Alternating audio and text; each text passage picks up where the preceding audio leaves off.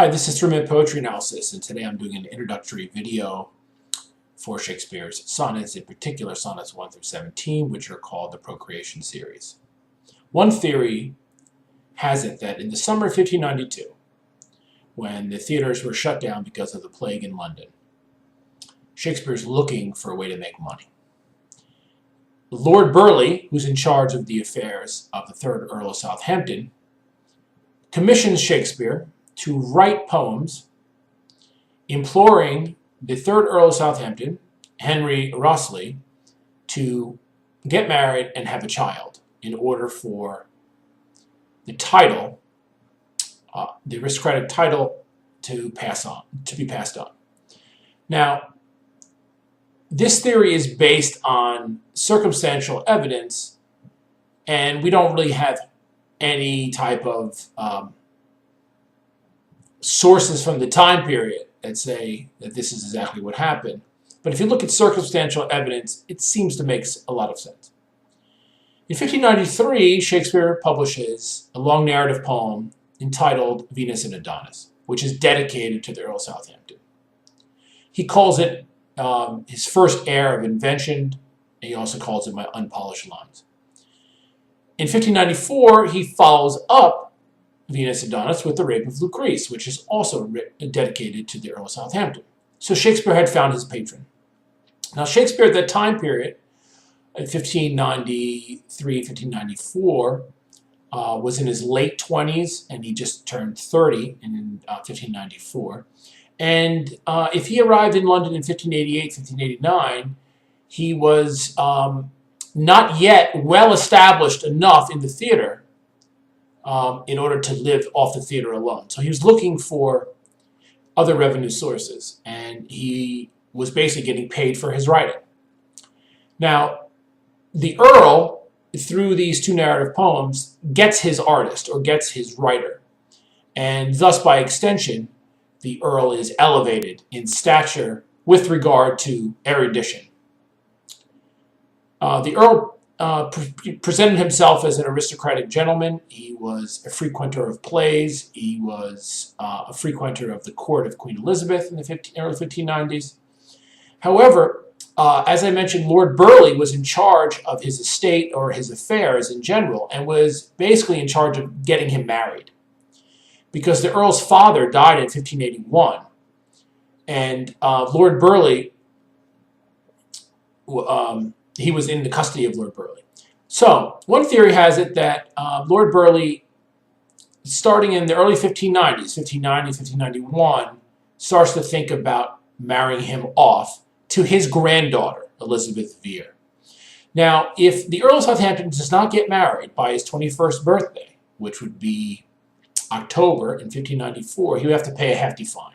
And he actually didn't get married by that time period, and the Jesuit priest Henry Garnet wrote that he had to pay about £5,000. So it's to the best interest of Lord Burghley to marry him off to his granddaughter, because then the lands, the title, the money, by extension, would be within the grasp of Lord Burghley, at least within his family. So, Lord Burghley, in 1591, an individual associated with Lord Burghley, named John Clapham, writes a poem called Narcissus and dedicates that to the Earl of Southampton. So, at this time period, early 1590s, Lord Burghley is attempting, through flattery, through appealing to the vanity of the Earl of Southampton, to marry him off. So, if this theory is correct, and it seems to make a lot of sense, it might not have been through Lord Burghley, but it might have been some other person in the retinue of the Earl of Southampton, commissioned Shakespeare to write these sonnets. Because remember, the sonnets are not published until 1609, so if these were just literary exercises that Shakespeare decided to write, why not publish them in the 1590s? And also, why write on this theme, which is so outside of the norm for sonnet writing during the time period? And on top of that, why write 17 sonnets based on this theme? Unless you're getting paid for it. So Shakespeare's looking for work. He finds work. He starts to write these sonnets. The sonnets deal with a similar theme towards the end of the sequence 1 through 17 in sonnets 15 and 17. He starts talking about immortality through his verse. So Shakespeare is building himself up as a writer.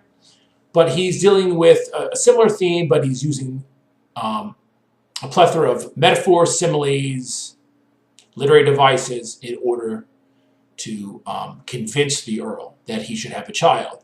He doesn't state explicitly, oh, you should marry Elizabeth Vere. You should get married because Lord Burghley says so. He does it in a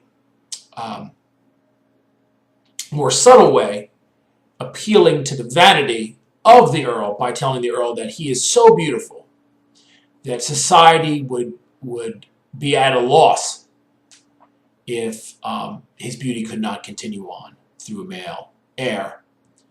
So thus, he's appealing to the vanity and really narcissism of the Earl. So, in conclusion, we have if this is correct, we have Shakespeare writing these sonnets for the Earl, getting a commission from Lord Burghley or someone associated with the Earl of Southampton. And then the Earl of Southampton enjoys the flattery, enjoys the writing of Shakespeare, who at that time, the early 1590s, was becoming more popular as a playwright in London, and then commissioned Shakespeare then to write a narrative poem, Venus and Adonis, in 1593. He likes that, and then he follows it up in 1594 with another narrative poem. So thus, the Earl of Southampton becomes the patron of Shakespeare.